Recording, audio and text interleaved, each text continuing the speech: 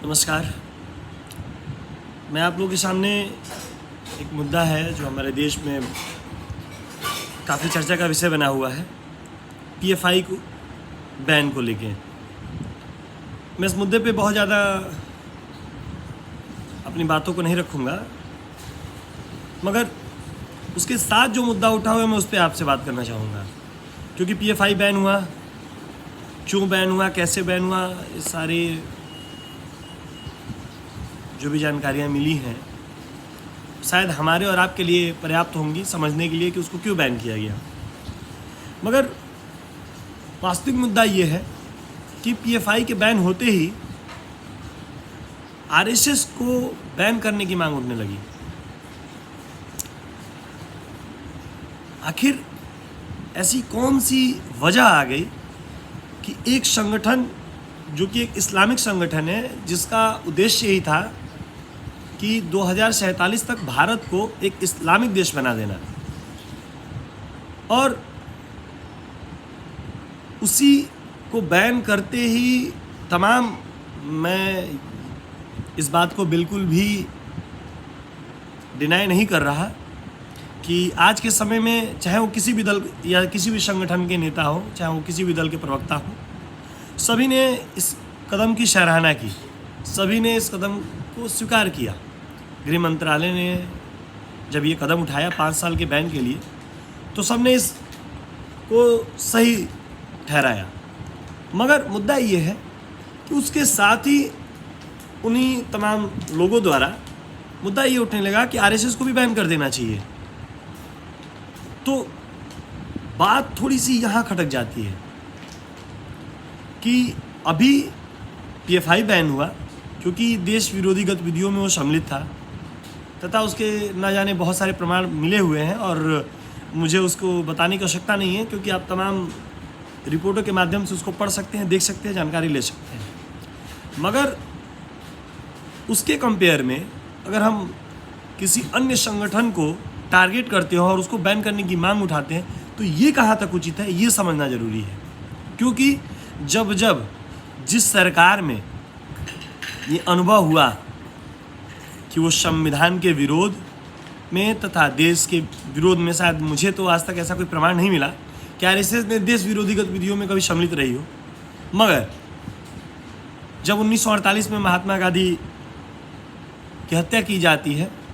उसी समय सरदार वल्लभ भाई पटेल द्वारा आरएसएस पे बैन लगा दिया जाता है। फिर हम देखते हैं कि 1975 में इमरजेंसी के टाइम में माननीय इंदिरा गांधी जी द्वारा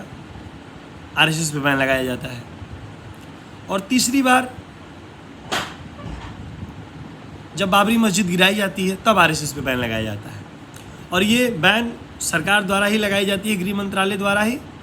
तथा उसको कोर्ट द्वारा ही हटाया जाता है। तो मेरा ये कहना है कि अगर किसी भी व्यक्ति को अगर ऐसा प्रतीत होता है कि यह संगठन इस प्रकार की गतिविधियों में सम्मिलित है या ये ऐसे गतिविधियों को बढ़ावा दे रही है जिससे देश में सांप्रदायिक माहौल पैदा हो रहा है या देश विरोधी गतिविधियां बना रही हैं, तो उनको एक सिंपल सा काम करना है, पीआईएल दाखिल कर देनी है कोर्ट में, और कोर्ट उसको अपने अंडर लेगा। आप उस सबूत पेश करिए और आराम से वो संगठन बैन हो जाएगा। लेकिन अगर आप भी इस मुद्दे को हिंदू और मुस्लिम संगठन को देख के अगर आवाज़ उठा रहे हैं तो ये गलत है। क्योंकि ना जाने कितने इस्लामिक संगठन हैं जो देश हित में काम करते हैं, ना जाने कितने ऐसे हिंदू संगठन हैं जो देश हित में काम करते हैं, मगर आरएसएस को ही बैन करना और सरकार को आड़े हाथ इस बात पे लेना कि सरकार केवल इस्लामिक लोगों के विरोध में ही काम कर रही है, ये गलत है। देखिए, मैं राजनीतिक व्यक्तियों की बात नहीं कर रहा और ना ही राजनीतिक प्रवक्ताओं की बात कर रहा हूँ, क्योंकि अभी तक मैंने जितने भी लोगों के भाषण देखे या जितने लोगों ने अपनी विचार रखे, सबने इस चीज़ की, इस कदम की सराहना की कि पीएफआई को किया गया, बैन किया गया, बहुत सही है। मगर उसके बिहाफ पे अगर आप ये कहो कि आरएसएस को भी बैन कर दो, बस इसलिए ताकि और जो इस्लामिक लोग हैं उनको ये लगे कि नहीं, ये काम दोनों पक्षों के साथ किया जा रहा है। मैंने एक आरजेडी के प्रवक्ता का अभी कुछ घंटे पहले मैंने उनका भाषण सुना, उसमें उन्होंने ये कहा कि ये मुस्लिमों को ये नहीं लगना चाहिए कि केवल उनके विरोध में काम हो रहा है। तो सर मैं आपको बता देना चाहता हूँ कि अगर इस बिहार पे अगर आप ये सोच रहे हो कि कोई संगठन जो देश विरोधी गतिविधियों में काम कर रहा है, देश के खिलाफ काम करने की साजिश रच रहा है, जो देश में तमाम षड्यंत्रों में शामिल रहा है, देश के ना जाने कितने दंगों में सम्मिलित रहा है, इससे पहले भी आपको पता होना चाहिए कि पीएफआई सिमी नाम से था जिसको बैन किया गया और उसी ने अपना नाम बदल के फिर से पीएफआई कर लिया,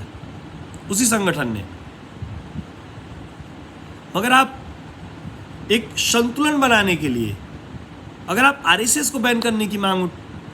अगर आपके अंदर उठ रही है और या आपके अंदर ऐसी ज्वाला आ रही है, तो मैं आपसे निवेदन करना चाहूँगा तथा जिसके भी मन में ये चीज़ें आ रही हैं, मेरे विचारों से आपकी सहमति या सहमति हो सकती है, मगर मैं जो अपने वक्तव्य को रख रहा हूँ, अगर उस बिहाफ पे अगर आप ये चाहते हो कि आरएसएस को भी बैन कर दिया जाना चाहिए, तो आप खुद सोचना कि आप किस स्तर तक चले गए हो, आपके विचार किस स्तर तक आपको ले जा रहे हैं। मैं ज़्यादा कुछ इस मुद्दे पे बात नहीं करना चाहता हूँ, मगर हाँ, जो सही है उसको सही कहना और जो गलत है उसको गलत कहने, इसकी हिम्मत तो शुरू से हम लोगों ने रखी है और आगे भी रखने का कार्य करेंगे। बाकी मेरे विचार आपको कैसे लगे, मेरे कहने का शायद जो अर्थ हो मैं आपको ना समझा पाया हूँ, उसके लिए मैं माफ़ी चाहूँगा। धन्यवाद।